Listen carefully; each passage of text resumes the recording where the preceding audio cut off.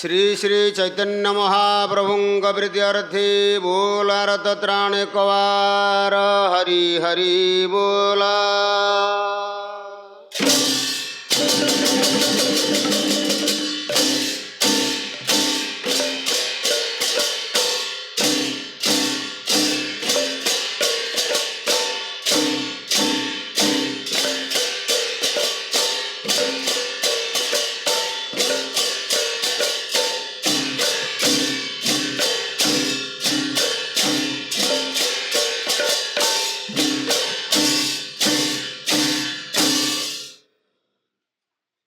मम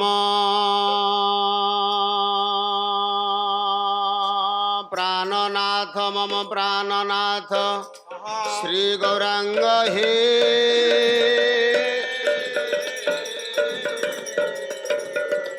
मोरे कृपा कर हे हे नदिया नवदीपवासी श्रीमान गौरचंद्र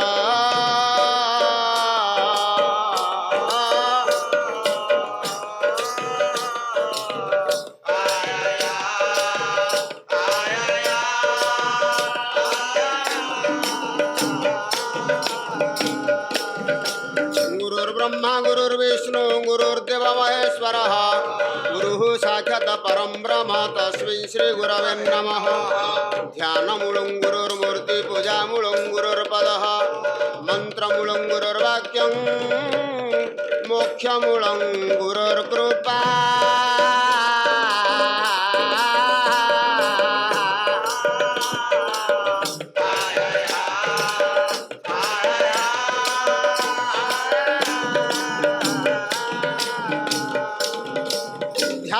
त्रिभुवन जननी जोगिनी जगत माता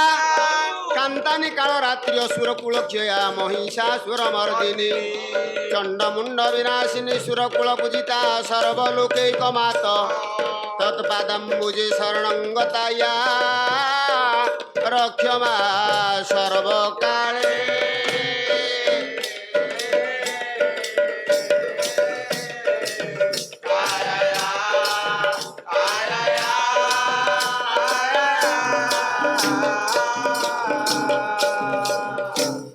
उपस्थित घर दरबारस्थ मोर समस्त सुधी जनता जनार्दन तथा माँ भौणी माने प्रथमे ए सभार मंगल कामनार्थे एक संक्षिप्त मंगलाचरण करी तापर आमे गंतव्य पथरे पथिवा को पड़िबो। लेखिले विराजपति पुत्रारी जानाम चतुराक्षर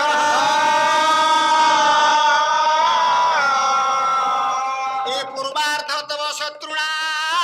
शेषार्ध तव भागक बीराज पक्षी पुत्र अरी आज्ञा बीजे पक्षी पक्षीराज किए ना गरुड़ बीराज पति गरुड़कर पति बा स्वामी बा प्रभु बा मालिक कहले किए नारायण बीराज पति ले मार नारायण पुत्र नारायणकर पुओ किए कंदर्प कंदर्पर आज्ञा अरि बोलंदे शत्रु कंदर्पर शत्रु किए महादेव आज्ञा से महादेवंकर आ गोटे 4 अक्षर विशिष्ट नाम है कौन मृत्युंजय आज्ञा पूर्वार्ध तव शत्रुणा शेषार्ध तव भागक ये जो मृत्युंजय आज्ञा 4टी अक्षर पूर्वार्ध पूर्वार्ध पूर्व जोड़िक अक्षर ला मृत्यु आ दक्षिण जोड़िक अक्षर ला जय पूर्वार्ध तव शत्रुणा हे माँ बापा माने जो माने एठारे बसी संकीर्तन को श्रवण करुछंती दर्शन करुछंती पूर्वार्ध तव शत्रुणा आपण मानक शत्रुर पूर्व 2 अक्षर प्राप्त हो अर्थात आपण शत्रुर मृत्यु आज्ञा शत्रुर मृत्यु हम एमती तुम मनुष्य जीवन रे किए किए आसती कलिकजा कले आज्ञा ताको शत्रु भावे जमीबाड़ी गंडगोल हो जेकोसी कारण हो एमती कार शत्रु दुनिया में नहांती कहीं कहीपर कौन कवि कहले से शत्रु मानकर मृत्यु हो ताले को शत्रु नाई आज्ञा से शत्रु को नुहे आम शरीर मध्य जो षडरूप रही काम क्रोध लोभ मोह मद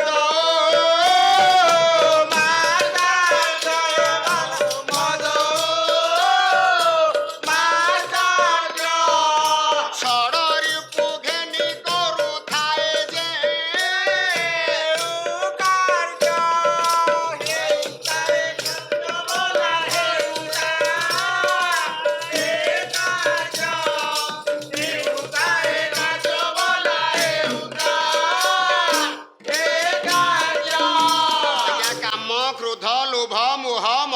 ଆଶ୍ଚର୍ଯ୍ୟ ଏ ଯୋଉ ଷଡ଼ରୂପ ଅଛି କବି କହିଲେ ସେ ଷଡ଼ରୂପଙ୍କର ବିନାଶ ହେଉ ଏଇ ଶତ୍ରୁଙ୍କର ବିନାଶ ହେଉ ଆଉ ଆପଣ ମାନଙ୍କର ଜୟ ହେଉ ଅର୍ଥାତ୍ ସେ ମୃତ୍ୟୁଞ୍ଜୟ ସଦାଶିବ ହର ହର ମହାଦେବ ଭୋଳା ଶଙ୍କର ସମସ୍ତଙ୍କର ମଙ୍ଗଳ ବିଧାନ କରନ୍ତୁ ବୋଲ ଆନନ୍ଦ ଏକବାର ହରି ବୋଲ हरि हरि बोला राम नाम की गंगा ओहो बहती चली जाए राम नाम की गंगा बहती चली जाए कोई कोई नहाए कोई कोई नहाए कोई कोई नहाए कोई कोई नहाए राम नाम की गंगा बहती चली जाए राम नाम की गंगा बहती चली जाए कोई कोई नहाए कोई कोई नहाए कोई कोई नहाए कोई कोई नहाए जय कृष्ण दीन बंधु हे नव जल धारा कोई कोई नहाए कोई कोई नहाए अत्राहि भंजन हरि हे करुणा सागर कोई कोई नहाए कोई कोई नहाए काहापुर फूल हरि केते विपदारु कोई कोई नहाए कोई कोई नहाए डाकन शुणुछ करम बड़ारु कोई कोई नहाए कोई कोई नहाए मृगुणी रखिल प्रभु बन पड़ु पड़ु कोई कोई नहाए कोई कोई नहाए द्रौपदी कारिल दुषा वस्त्र फेड़ु फेड़ु कोई कोई नहाए कोई कोई नहाए सुदामा रखिल हे दुखे सरू सारू कोई कोई नहाए कोई कोई नहाए अजमेळपुर फिल प्राण छाड़ू छाड़ू कोई कोई नहाए कोई कोई नहाए ଏବେ ଦିନ ଜନ ଡାକୁ ଅଛି ହେ ଅନେକ ଦୂରରେ କୋଇ କୋଇ ନହାଏ କୋଇ କୋଇ ନହାଏ ଓ ଧ୍ୟାନ ଲଗାଇଛି ହରି ତୁମ ପଦ ପଙ୍କଜରେ କୋଇ କୋଇ ନହାଏ କୋଇ କୋଇ ନହାଏ ବାରେ ଦିନ ଜନେ ଦୟା କର ଦୟା ବହି କୋଇ କୋଇ ନହାଏ କୋଇ କୋଇ ନହାଏ ଡାକୁଛି ଅତି ଦୁଃଖରେ ଆହେ ଭାବଗ୍ରାହୀ କୋଇ କୋଇ ନହାଏ କୋଇ କୋଇ ନହାଏ ସବୁ ଶୁଣୁଥିବେ ଗୁଣିଜନ ହେ ଦେଇ ଟିକେ ମନ କୋଇ କୋଇ ନହାଏ କୋଇ କୋଇ ନହାଏ ଯାହା ଯାହା ପଦେ ଅଧେ ହେବ ଆଲୋଚନା କୋଇ କୋଇ ନହାଏ କୋଇ କୋଇ ନହାଏ ଲକ୍ଷ୍ୟ ଦେବେ ମୋର ପଣ୍ଡିତ ବର୍ଗେ ପୂର୍ବ ଅଧ୍ୟାୟରେ ଆମ କଥାଟେ କୋଉଠି ଅଟକିଥିଲା କୋଉଟେ ନା ରାମଙ୍କ ଧନୁ ଥରୁଛି ଲକ୍ଷ୍ମଣ ରାମକୁ ପଚାରୁଛନ୍ତି ହେ ଭାଇ ଆ ଧନୁ କାହିଁକି ଧରୁଛି କାହିଁକି ଧରୁଛି ରାମ ଆସି ଦେଖିଲେ କହିଲେ କଣ ପବନ ହଉଥିଲେ ଥରୁଥିବ ରାମକୁ ଲକ୍ଷ୍ମଣ କହିଲେ ଆ ଭାଇ ତମକୁ ଦେଖାଯାଉନି ପବନ ହଉନି ବୋଲି ଯଦି ପବନ ହଉଛି ତାହେଲେ ତମ ଧନୁ ଧରିଲା ମୋ ଧନୁଟା କାହିଁ ନିଶ୍ଚଳ ରହିଲା ରାମ କହିଲା ରେ ପୁଅ ମୁଁ ଜାଣିନି କିନ୍ତୁ ଏଇଆ ମୁଁ ଅନୁମାନ କରୁଛି କଣ ଅନୁମାନ କରୁଛ ଆରେ ଗୁରୁଦେବଙ୍କ ପ୍ରେରିତ ଆମେ ସେ ଆସିଛେ ସେଠି ତାଡକା ଗୋଟେ ବିରାଟ ରାକ୍ଷସୀ ମଲା ଆରେ ଆଉ ଗୋଟେ ବଡ ରାକ୍ଷସ ବୋଧେ ମରିବାର ଅଛି ବୋଧେ ବଡ ରାକ୍ଷସ ମରିବାର ଯେ ଆ ଧନୁଟା ଥରୁଛି ଆଉ ହେଇଥିବ ଆଉ ଲକ୍ଷ୍ମଣ କହିଲେ ହେଇଥିବ ଆ ବଡ ଭାଇ ଯୋଉଠି କହୁଛନ୍ତି ଏ କଥା ଆଜ୍ଞା ସାନ ଭାଇ ତାଙ୍କର ଅନୁଗତ କେବଳ ଅନୁଗତ ନୁହେଁ ଆଜ୍ଞା ଚିର ଅନୁଗତ ରାମଙ୍କର ହଉଛନ୍ତି ଲକ୍ଷ୍ମଣ ବଡ ଭାଇ ଯେତେବେଳେ କହିଲେ ଲକ୍ଷ୍ମଣ ବିଚାର କଲେ ହଁ ଭାଇ ହେଇଥିବ ଟିକେ ଅପେକ୍ଷା କର ଆଜ୍ଞା ରାମ ଅପେକ୍ଷା କଲେ ଲକ୍ଷ୍ମଣ ଅପେକ୍ଷା କଲେ ଦେଖୁଛନ୍ତି ଦି ଭାଇ ଯାକ ବେଳୁମେଳ ଧନୁଟା ବେଶୀ ବେଶୀ ରାମ ଆଉ ସମ୍ଭାଳି ପାରିଲେନି ଆଉ ନା ଚौकी ଯାଏ ଧନୁଟାକୁ ଧରି ପକେଇଲେ ଆଜ୍ଞା ଯେତେବେଳେ ଧନୁଟାକୁ ଧରି ପକେଇଲେ ଘଟଣା କଣ ହେଲା ଧନୁ ତଳେ ଆଜ୍ଞା ଥିଲା ପତର ପତର ତଳେ ଥିଲା ଗୋଟାଏ ବେଙ୍ଗ ଧନୁ ଉଠାଇବା କ୍ଷଣି ବେଙ୍ଗ ଡେଇଁ ଗଲା ବେଙ୍ଗ ଡେଇଁ ଗଲା ରାତି ବଲୋଚନ ଏହା ଦେଖିଦେଲେ ଭଲା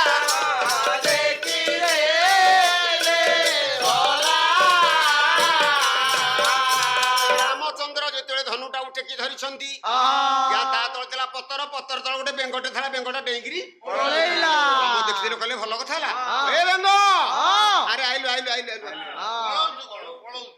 ବେଙ୍ଗ ଆଜ୍ଞା ପଳଉଥିଲା ରାମଙ୍କ ଡାକ ପାଇକି ଆସିଲା ଆଉ। ଆସିଲା। ହଁ। ବେଙ୍ଗ ପାଖରେ ଯେତେବେଳେ ହେଲା ହଁ। ରାମ କହିଲା ବେଙ୍ଗରେ ହଁ। ଅଇରେ ହଁ। ଆରେ ମୋ ଧନୁଟା ତଳେ ତୁ ଥିଲୁ ହଁ। କେତେ କଷ୍ଟ ଦେଇନଥବ ହଁ। ଆଜ୍ଞା ରାମଙ୍କର ସାରଙ୍ଗ ଧନୁ ହଁ। ସାରଙ୍ଗ ଧନୁ କମ ବଳିଆନ ନୁହନ୍ତି ହଁ। ରାମ ସେଠି କହିଲେ ବେଙ୍ଗକୁ ହଁ। କହିଲେ, ଆରେ ବେଙ୍ଗ ହଁ। ଆରେ ଯେତେବେଳେ ପାଣି କୂଳରେ ଧଣ୍ଡ ସାପ ତତେ ଧରୁଥାଏ ହଁ। ତୁ କେଡେ ଚିତ୍କାର ନ କରୁ କିରେ ହଁ। ଆରେ ସେ ଧଣ୍ଡ ଠାରୁ କଣ ମୋ ଧନଟା ତତେ କମ କଷ୍ଟ ଦେଇଛି କି ବେଶୀ କଷ୍ଟ ଦେଇଛି ନା ଆଚ୍ଛା ତୁ କହିଲୁ ବେଙ୍ଗ ଯଦି ଧଣ୍ଡଟା ପାଣି କୂଳରେ ଥାଇ ଧରିଲା ବେଳେ ତୁ ଏତେ ଚିତ୍କାର କଲୁ ଆରେ ମୋର ଧନୁ ତ ଏତେ ତାର 1000 ଗୁଣ କଷ୍ଟ ଦେଇଥବ ତୁ କାହିଁକି ସେତେବେଳେ ଚିତ୍କାର କଲୁନି କହ ତାପରେ ତୁ ଯିବା କଥା ଚିନ୍ତା କରିବୁ ବେଙ୍ଗ ଯୋଡ ହସ୍ତ କଲା ହେ ରାଘବେନ୍ଦ୍ର ରାଜୀବ ଲୋଚନ କି କହିବି ଦୁଃଖ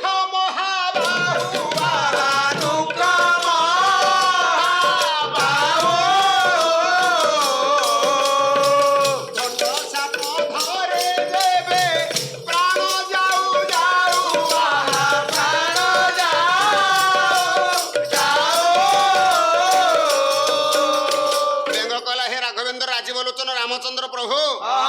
ଯେତେବେଳେ ଧଣ୍ଡ ସାପ ମତେ ଧରେ ମୋର ପ୍ରାଣ ଯିବା ବେଳ ହେଉଥବ ମୁଁ ଆଉ କଣ କରିବି ନିରାଶ୍ରୟ ମାଙ୍କୁ ଜଗଦୀଶ ରକ୍ଷ ସେତେବେଳେ ଡାକେ ତତେ ହେ ପ୍ରଭୁ ମତେ ଟିକେ ପ୍ରାଣର ସଙ୍କଟ ବେଳେ ରକ୍ଷା କର ଆଜ୍ଞା ଏ କଥା କହି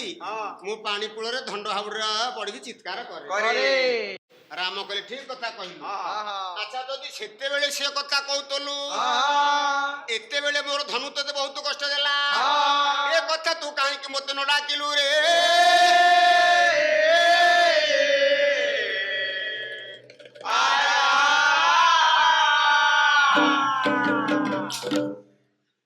ବେଙ୍ଗ କହିଲା ପ୍ରଭୁ କଥାଟା ସେଇଠି ଅଛି ଆଉ ଧଣ୍ଡ ହାବୁଡରେ ପଡିଲା ବେଳେ ମୁଁ ଆପଣଙ୍କୁ ଡାକେ କିନ୍ତୁ ବର୍ତ୍ତମାନ ଆଜ୍ଞା ବିପରୀତ କଥା ହେଲା ବର୍ତ୍ତମାନ ଡାକିଥାନ୍ତି କିନ୍ତୁ ମୁଁ ଦେଖୁଛି ଯେ ଆପଣଙ୍କର ଧନୁ ମତେ କଷ୍ଟ ଦଉଛି ଅନ୍ୟ ଯିଏ କଷ୍ଟ ଦେଲା ବେଳେ ମୁଁ ଆପଣଙ୍କୁ ଡାକେ କିନ୍ତୁ ବର୍ତ୍ତମାନ ଆପଣଙ୍କ ଧନୁ ପୁରା ମତେ କଷ୍ଟ ଦଉଛି ଆଉ କାହାକୁ ଡାକିବି ତେଣୁ ମୁଁ ଚୁପ ରହିଲି ଆଉ ହେଲେ ଭାରା ସମ୍ଭାଳି ନ ପାରିବାରୁ ଧୀରେ ଧୀରେ ଧୀରେ ଧୀରେ ମତେ ବେଶୀ ବେଶୀ କଷ୍ଟ ହେଲା ଆଉ ବେଶୀ ବେଶୀ କଷ୍ଟ ହେବାରୁ ମୋ ଦେହ ବେଶୀ ବେଶୀ ବେଶୀ ବେଶୀ ଧରିବାରେ ଲାଗିଲା ତେଣୁ ଚୁପ ରହିଲି ଆଉ ରାମ କହିଲେ ହରେ ବେଙ୍ଗ ଆରେ ଏତେ ତୋ ବାଟରେ ଭଲ ଗୁଣ ଅଛି ଆସେ ଆସେ ଆରେ ଯାହା ହେଲେ ମୋର ଧନୁ ତତେ ବହୁତ ପୀଡା ଦେଇଥିବ ବହୁତ କଷ୍ଟ ଦେଇଥିବ ବହୁତ ଦୁଃଖ ଦେଇଥିବ ଆସିଲୁ ରାମଚନ୍ଦ୍ର ଆଜ୍ଞା ଧରି ପକେଇ ଆଉ ଟିକେ ଆଉଁସି ଦେଲେ ବେଙ୍ଗକୁ ବେଙ୍ଗର ବ୍ୟଥା ବେଦନା ଦୂର ହୋଇଯିବା ସଙ୍ଗେ ସଙ୍ଗେ ଆଜ୍ଞା ସେ ମୋକ୍ଷ ପ୍ରାପ୍ତି ହୋଇଗଲା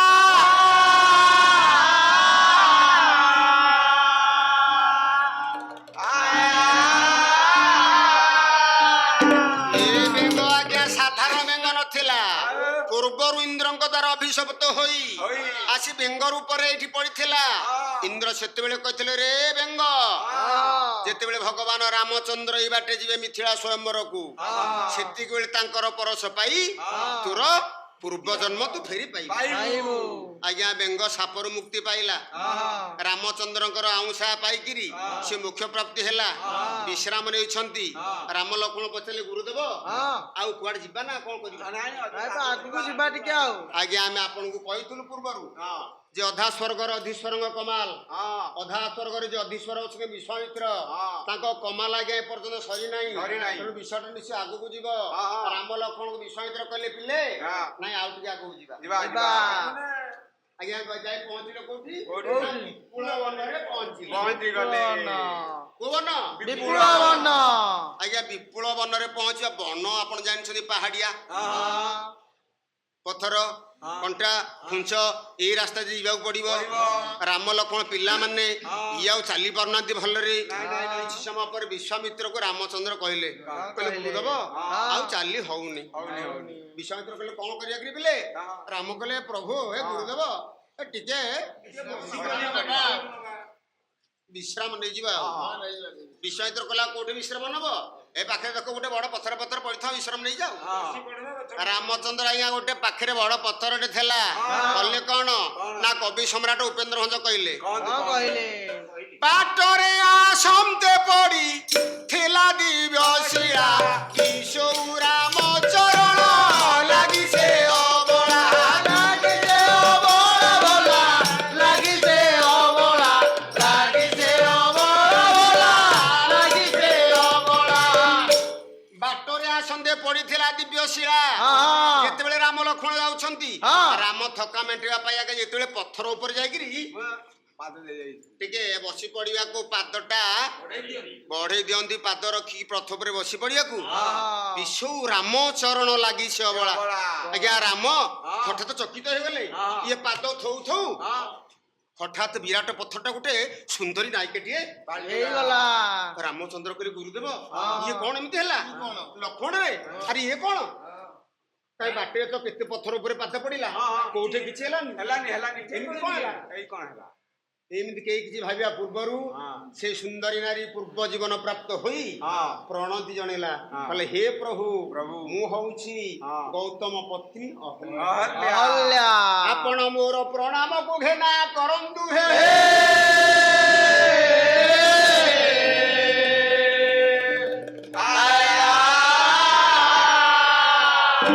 ରାମ କହିଲେ ମା ତମର ଏମିତି ଅବସ୍ଥା କେମିତି ହେଲା? ଅହଲ୍ୟା କହିଲେ ପ୍ରଭୁ ଆପଣ ଜାଣନ୍ତି ପ୍ରାୟତଃ ଆପଣ ଦେଖିବେ ମୁନି ଋଷି ମାନେ ଟିକେ କ୍ରୋଧ ସ୍ୱଭାବର ହୋଇଥାନ୍ତି। କାହିଁକି ନା ତାଙ୍କ ତପସ୍ତରାତର ଫଳ ଏତେ ଅଧିକ ହୋଇଥାଏ ଯେ ସେ ତପସ୍ୟାର ଫଳ ସ୍ୱରୂପ ଯାହା ଇଚ୍ଛା ତାହା କରିପାରନ୍ତି। ତେଣୁ ତାଙ୍କର ଆଉ ଧୈର୍ଯ୍ୟର ସୀମା ବେଶୀ ନଥାଏ। ନଥାଏ। ତେଣୁ ମୁନି ଋଷି ମାନେ ବେଶୀ କ୍ରୋଧାନ୍ୱିତ ହେଇଥାନ୍ତି। ଅହଲ୍ୟା କହିଲେ ପ୍ରଭୁ ମୋର ସ୍ୱାମୀ ବହୁତ କ୍ରୋଧୀ, ସାମାନ୍ୟତମ ଦୋଷ ମୋ ଠାରେ ନଥିଲା। ଇନ୍ଦ୍ର ମୋ ରୂପରେ ମୁଗ୍ଧ ହୋଇ ଲୋଲୁପ ଦୃଷ୍ଟି ପକେଇ ଯେତେବେଳେ ମୋ ସହିତ ଦୁଷ୍କର୍ମ କଲେ, ସିଏ ଚାଲି ଯାଉଥିଲା ବେଳେ ମାର୍ଜାର ରୂପକୁ ଧରି ମୋ ସ୍ୱାମୀ ଦେଖିଦେଲେ, ତାକୁ ତ ଅଭିଶାପ ଦେଲେ, ମତେ ମଧ୍ୟ ଅଭିଶାପରା ମୁକ୍ତ କରିଲେନି। କହିଲେ ଅହଲ୍ୟା ତମର ଏଇ ଭୁଲ ପାଇଁ ତମେ ବିରାଟ ଦଣ୍ଡ ଭୋଗିବାକୁ ପଡିବ, ମୁଁ ତମକୁ ଅଭିଶାପ ଦେବି ଗୋ।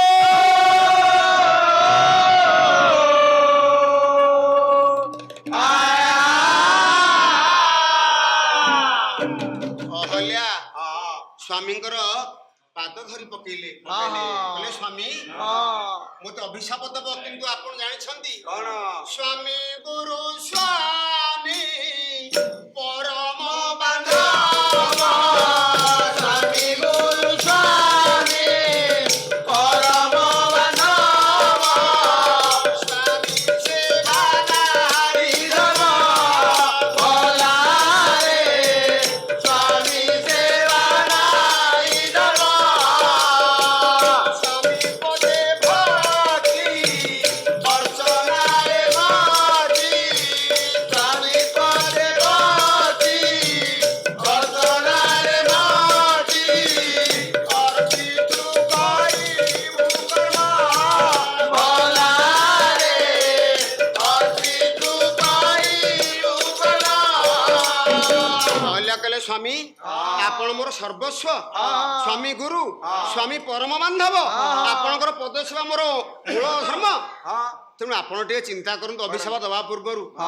ମୁଁ ଆପଣଙ୍କର ଅଙ୍ଗ ନୁହଁ, ଆପଣଙ୍କର ଅଙ୍ଗର ଅଧା ବୋଲି ପରା ମୁଁ ଆପଣଙ୍କର ଅର୍ଦ୍ଧାଙ୍ଗିନୀ।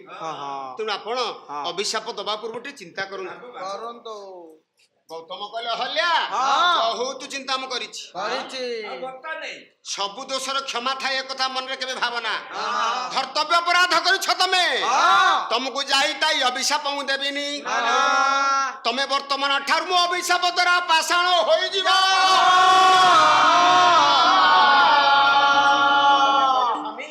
ଆପଣ ଏମିତି କଣ କରୁଛନ୍ତି? ମତେ ପାଷାଣ କରିଦେବେ, ଜନ୍ମ ଜନ୍ମାନ୍ତର ପାଇଁ ଆପଣଙ୍କର ପାଦ ସେବା କରିବା ପାଇଁ ଅଗ୍ନି ନିକଟରେ ଆମେ ସାକ୍ଷୀ ରଖିଥିଲେ, କିନ୍ତୁ ସ୍ୱାମୀ ଆପଣ ଏମିତି କଲେ, ମୋ ଦୋଷ କ୍ଷମା କରନ୍ତୁ, ଅଭିଶାପ ଫେରେଇ ନିଅନ୍ତୁ। ନିଅନ୍ତୁ। ଗୌତମ କହିଲେ ଅହଲ୍ୟା ଆରେ ଅଭିଶାପ କେବେ ଫେରି ଆସେ ନା ଆସେ ନା ତମେ ଜାଣିଛ ହଁ ସର ଆଜ୍ଞା ତୁଣିରରୁ ପ୍ରାଣ ଶରୀରରୁ କଥା ପାଟିରୁ ପାଟିରୁ ଏ ତିନୋଟି ଗଲେ ଆଉ ଫେରି ଫେରି ପାରେ ନାହିଁ ତେଣୁ ଗୋ ଅହଲ୍ୟା ହଁ ମୋର ଅଭିଶାପ ଫେରିବାର ନାହିଁ ଅଭିଶାପ ଫଳବତୀ ହବ ଅହଲ୍ୟା କହିଲେ ତେବେ ସ୍ୱାମୀ ମୁଁ ଆଉ ଆପଣଙ୍କର କଣ ପତ୍ନୀ ରୂପେ କେବେ ହେଲେ ଭାଗ୍ୟବତୀ ହେଇପାରିବିନି କହିଲେ ଗୌତମ ହଁ ହେଇପାରିବ କିନ୍ତୁ ଗୋଟିଏ ମାତ୍ର ଉପାୟ ଅଛି କଣ ଉପାୟ ଏଟା ସତ୍ୟ ଯୁଗ ସତ୍ୟ ପରେ ଆସିବ ଦ୍ୱାପର ଦ୍ୱାପର ପରେ ତ୍ରେତୟା ତ୍ରେତୟା ପରେ କଳି ଆଜ୍ଞା ଚାରି ଯୁଗ ସତ୍ୟ ପରେ ଦ୍ୱାପର ଏବଂ ଦ୍ୱାପର ପରେ ତ୍ରେତୟା। ତ୍ରେତୟା ଗୋ ଅହଲ୍ୟା ଯେତେବେଳେ ତ୍ରେତୟା ଯୁଗ ଆସିବ ସେତିକିବେଳେ ତୁମେ ସାପରୁ ମୁକ୍ତି ହବ ମୁକ୍ତି ହବ ଆଉ ଆଜ୍ଞା ଗୌତମ କହିଲେ ସତ୍ୟ ପରେ ଦ୍ୱାପର ଦ୍ୱାପର ପରେ ତ୍ରେତୟା ଆସିବ ତ୍ରେତୟା ଆଜ୍ଞା ସେ କଥା ବର୍ତ୍ତମାନ ଚାଲିଛି କି ସତ୍ୟ ପରେ କୋଉ ଯୁଗ ହେଲା ତ୍ରେତୟା ସତ୍ୟ ପରେ ଆଜ୍ଞା ତ୍ରେତୟା ହେଲା ସତ୍ୟ ହେଲା 1 ଦ୍ୱାପର ଅର୍ଥ 2 ତ୍ରେତୟା ଅର୍ଥ 3 କଳି ହେଲା 4 ଆଜ୍ଞା ସତ୍ୟ ପରେ ଦ୍ୱାପର ନ ଆସି ତ୍ରେତୟା କାହିଁକି ହେଲା କାହିଁକି ଆମର ଗୋଟେ ଗୀତ ଆମର ବାପ ଗୋଷୀ ବାପ ଜେଜେ ବାପ ମାନେ ବୋଲନ୍ତି ଆଉ ସେ ପୁରୁଣା କାଳେ ଗୀତ ଚାଲୁନି ସେ ଗୋଟିଏ ପଦ ବୋଲିବା ପୁରୁଣା ଗୀତ ପଦେ ହିନ୍ଦୁ ମୁସଲମାନ ଦୁଇଟି ସନ୍ତାନ ଦୁଇ ଭାଇ ରୂପେ ଗଣିତ ହେ ପ୍ରଭୁ ଦୁଇ ଭାଇ ରୂପେ ଗଣିତ ସତ୍ୟ ଯୁଗ ପରେ ଦ୍ୱାପର ପୂଜାରୀ ତ୍ରେତୟାକୁ କିବା ଲୋଡୁଛ ହେ ପ୍ରଭୁ ତ୍ରେତୟାକୁ କିବା ଲୋଡୁଛ ନାମ ଲଗାଅ ଚତୁର ନାଉରି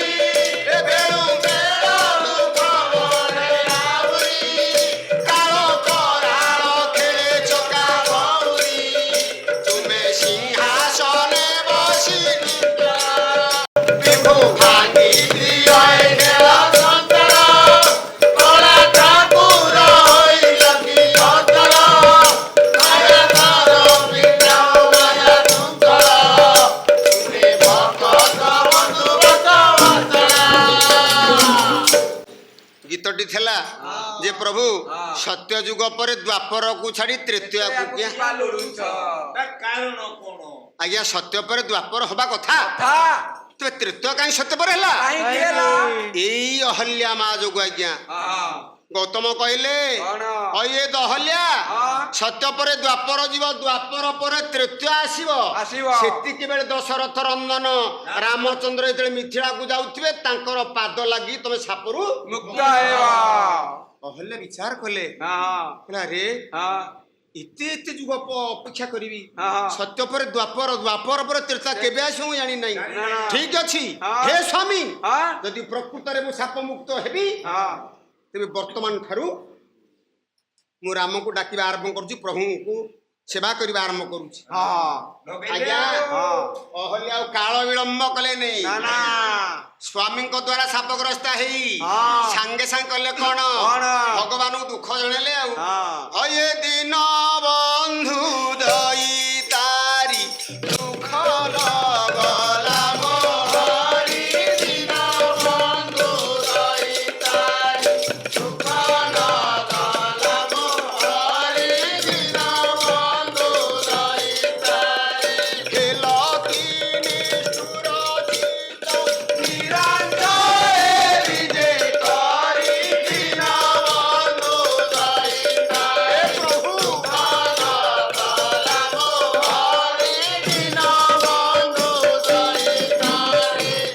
ଭଗବାନ ଦଇତାରି ଆରତ ତ୍ରାଣ ଶରଣ ପଞ୍ଜର ଚକାଟୁଳା ଶ୍ରୀରାମଙ୍କ ପଦ କମଳରେ ଭଗବାନଙ୍କ ଡାକି ଡାକି ଅହଲ୍ୟା ଦୁଃଖ ନିବେଦନ କରୁଛନ୍ତି ହେ ପ୍ରଭୁ ମୋର ତ ସାମାନ୍ୟତମ ଦୋଷ ନଥିଲା କିନ୍ତୁ ସ୍ୱାମୀଙ୍କ ଦ୍ୱାରା ମୁଁ ସାପଗ୍ରସ୍ତ ହେଲି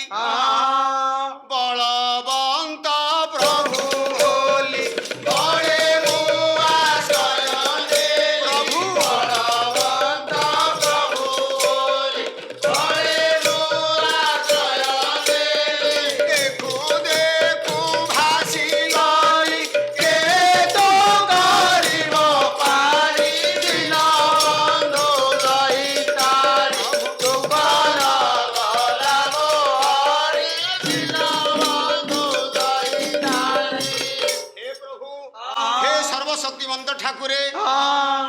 ତମେ ବଳୁଆ ସବୁଠାରୁ ବୋଲି ହର୍ତ୍ତା କଥା ଭାଇ ଭାଗ୍ୟର ବିଧାତା ବୋଲି ମୁଁ ତୁମରି ଆଶ୍ରୟ କଲି ଆଶ୍ରୟ କଲି ହେ ପ୍ରଭୁ ହଁ। ତମେ ଯାହା କରିବ। ରଖବାନ ରଖ ମୋତେ ଶରଣ ତୋ ପାଦ ଗତେ ରଖବାର ରଖ ମୋତେ ଶରଣ ତୋ ପାଦ ଗତେ କହେ ବନ ମାଇ ଗୀତେ ବସିଅ ଜଗନ କରି ଦିନ ବନ୍ଧୁ ରହିତାରି ହରି କଣ ଗଲାମ ହରି ଦିନ ବନ୍ଧୁ ରହିତାରି ହେ ପ୍ରଭୁ ହଁ ହଁ ଆପଣ ମତେ ରଖନ୍ତୁ ବା ନ ରଖନ୍ତୁ ଉଦ୍ଧାର କରନ୍ତୁ ବା ନ କରନ୍ତୁ କରନ୍ତୁ। ସ୍ୱାମୀଙ୍କ କଥାରେ ବିଶ୍ୱାସ ପାଇ ଆପଣଙ୍କୁ ମୁଁ ଏଠି କରୁଛି ଧ୍ୟାନରେ ଆଜ୍ଞା ବସି ରହିଲେ ରହିଲେ ବୈକୁଣ୍ଠପୁରରେ ଭଗବାନଙ୍କର ଆସନ ଧରିଲା ହଁ ହଁ ବିଚାର କଲେ ପ୍ରଭୁ ହଁ। ଆରେ ମାଟିଏ ହଁ। କେତେ ଦୁଃଖରେ ମତେ ଡାକୁଛି ଡାକୁଛି ଡାକୁଛି ଦେଖନ୍ତୁ ଆଜ୍ଞା ହଁ। ଏଇଟା ଭଗବାନଙ୍କର ଗୋଟେ ବିଚିତ୍ର ଲୀଳା ଏଠି ହେଲା ନିହାତି। ଆଗରୁ ଯେତେ ଯେତେ ଆପଣ ଦେଖିଛନ୍ତି ପୁରାଣ ମଧ୍ୟରେ ହଁ। ଯୋଉ ଅଷ୍ଟାଦଶ ପୁରାଣ ଅଛି ସେ ପୁରାଣ ମାନଙ୍କ ମଧ୍ୟରେ ଯେତେ ଯେତେ ତପସ୍ୱୀ ତପସ୍ୟା କରିଛନ୍ତି ଯେତେ ଅଭିଶାପଗ୍ରସ୍ତ ତପସ୍ୟା କରିଛନ୍ତି ସମସ୍ତଙ୍କୁ ଆଜ୍ଞା ଫଳଟା ବହୁତ ବିଳମ୍ବରେ ମିଳିଛି ମିଳିଛି କିଏ ଦଶରତ୍ନଙ୍କର ଅୟୁହୁଙ୍କା ପାଲଟି ଯାଇଥିଲେ ହଁ। ବାଲ୍ମୀକି ହେଇଥିଲେ ବୋଲି ତାଙ୍କର ନାଁ ହେଲା ବାଲ୍ମୀକି ବାଲ୍ମୀକି। ଏମିତି କେତେ କେତେ ତପସ୍ୟା କରିଛନ୍ତି ବହୁ କଷ୍ଟରେ ତପସ୍ୟାର ଫଳ ପ୍ରାପ୍ତ ହେଇଛି ହେଇଛି। କିନ୍ତୁ ଭଗବାନ ବିଚାର କଲେ ଆରେ ମାଟି ଏତେ ଦିନ ଦୁଃଖ ଭୋଗିବ ସତ୍ୟ ପରେ ଦ୍ୱାପର ଆସିବ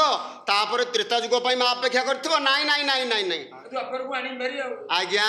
ଭଗବାନ କଲେ କଣ କଣ କଲେ ସତ୍ୟ ପରେ ଦ୍ୱାପରରୁ ଲିଷ୍ଟର ନାଁଟା କାଟିଦେଲେ କାଟିଦେଲେ କହିଲେ ନା 1 ପରେ 2 ଲେଖିବିନି ଆଉ? 1 ପରେ ଆଜ୍ଞା 3 ଲେଖା ତିନି। ହେଲା ଅର୍ଥାତ ସତ୍ୟ ପରେ ତ୍ରେତୟା କେବଳ ମା ଅହଲ୍ୟାଙ୍କ ପାଇଁ ତ୍ରେତୟା ଯୁଗକୁ ଦୁନିଆକୁ ଆଣିଲେ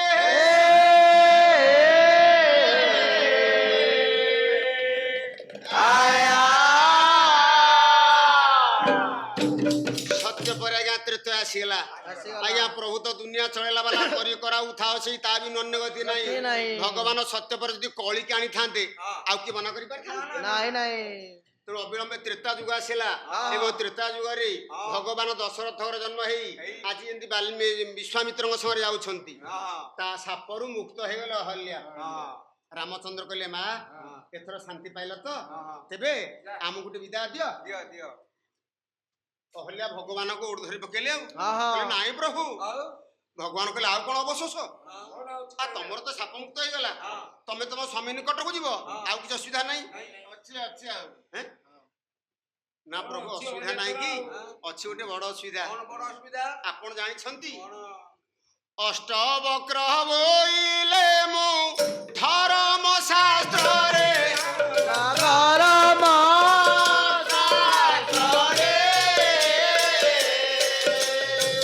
ସ୍ୱାଧୀନତା ନାହିଁ ପ୍ରଭୁ ନାରୀ ମାନ ଠାରେ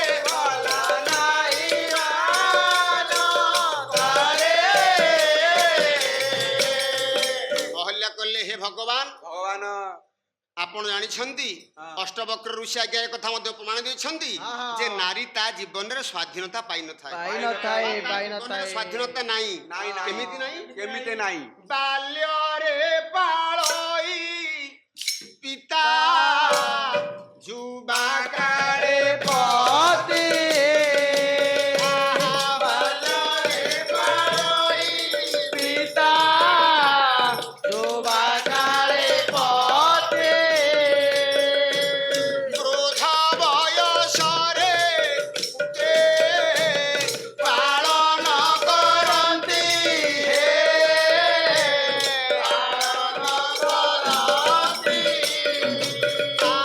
ବୃଦ୍ଧ ବୟସରେ ପାଳନ କରନ୍ତି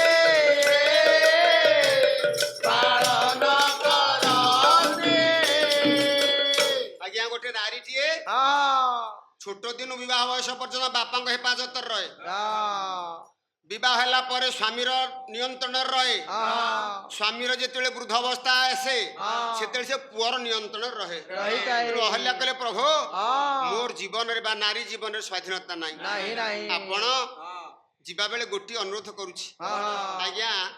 କାନିଟାକୁ ବଢେଇ ଦେଲେ ଅହଲ୍ୟା ସୁନ୍ଦରୀ ଆଉ ରାମ କହିଲେ ମା ଇଏ କଣ ନା ପ୍ରଭୁ ଏ ମୋର ମାଗୁଣି ରଖିବ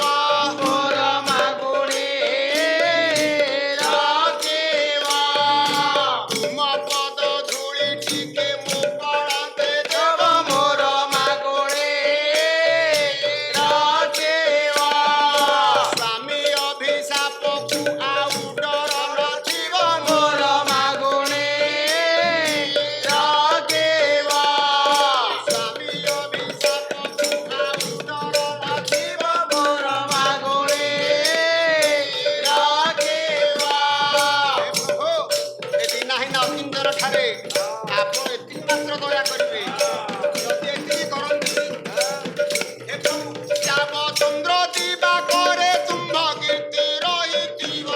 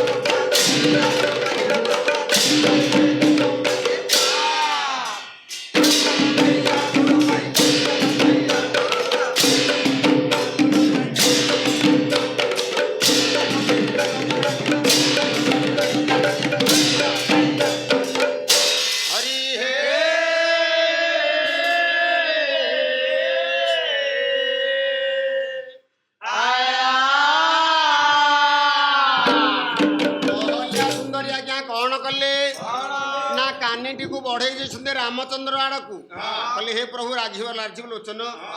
ହେ ରାମଚନ୍ଦ୍ର ମହାପ୍ରଭୁ ଆପଣ ଏତିକି ଦୟା କରନ୍ତୁ ମତେ ଆଉ ଟିକେ ପାଦ ଧୂଳି ଦିଅନ୍ତୁ ମୁଁ ରଖିଥିବି ଆଉ ରାମଚନ୍ଦ୍ର କହିଲେ ମା ସତରେ କଣ ଦରକାର ପଡିବ ନା ଆପଣ ଜାଣିନାହାନ୍ତି ମତେ ସିନା ଆପଣ ବର୍ତ୍ତମାନ ସାପ ମୁକ୍ତ କରିଦେଲେ କିନ୍ତୁ ଆପଣ ଚାଲିଯିବା ପରେ ଆଉ ତ ଆପଣ ଆସିବେନି ମୋର ସ୍ୱାମୀ ଯଦି ରାଗିକିରି କୋଉ ଦିନ ମତେ ଆଉ ପୁଣି ପାଷାଣ କରିଦେବେ ଆପଣଙ୍କ ପାଦ ଧୂଳି ଯିଏ ପାଷାଣକୁ ନାୟିକା କଲା ଯଦି ସେ ପାଦ ଧୂଳି ମୋ ପାଖରେ ଥିବ ଏ ସାପ ଦେଲା ବେଳକୁ ସ୍ୱାମୀ ମୁଁ ସେ ପାଦ ଧୂଳି ପକେଇଦେଲେ ପୂର୍ବ ଅବସ୍ଥାକୁ ପୁଣି ଫେରି ପାଇବି ତେଣୁ ପ୍ରଭୁ ଦୟାକରି ମତେ ଟିକେ ପାଦ ଧୂଳି କାନି ପଣତ ଆଜ୍ଞା ବଢେଇଛନ୍ତି ମା ଅହଲ୍ୟା ରାମଚନ୍ଦ୍ର କଣ ସତରେ ଆଜ୍ଞା ପାଦ ଧୂଳି ଦେଲେ ନା ଦେଲେ ନାହିଁ ଅପେକ୍ଷା କରିବା ପରବର୍ତ୍ତୀ ଅଧ୍ୟାୟ ପର୍ଯ୍ୟନ୍ତ ଅପେକ୍ଷା କରିବା ସେଠି ଦେଖିବା ରାମଚନ୍ଦ୍ର ମା ଅହଲ୍ୟାକୁ ପାଦ ଧୂଳି ଦେଲେ କି ନାହିଁ ଆଜି ତ ସମୟ ହେଇଯାଇଛି ତେଣୁ ବିଷୟଟି ଆମର ଏଇଠାରେ ସମାପ୍ତ କରୁଛୁ ଯଦି ଆମର ଭିଡ଼ିଓଟି ଆପଣଙ୍କୁ ଭଲ ଲାଗିଥାଏ ତେବେ ଲାଇକ୍ ସେୟାର ଏବଂ ସବସ୍କ୍ରାଇବ୍ କରିବା ଭୁଲିବେ ନାହିଁ ଆପଣମାନଙ୍କୁ ସମସ୍ତଙ୍କୁ ନମସ୍କାର ଜଣାଇ ଆଜିର ଏପିସୋଡ଼ ଏଠି ବନ୍ଦ କରୁ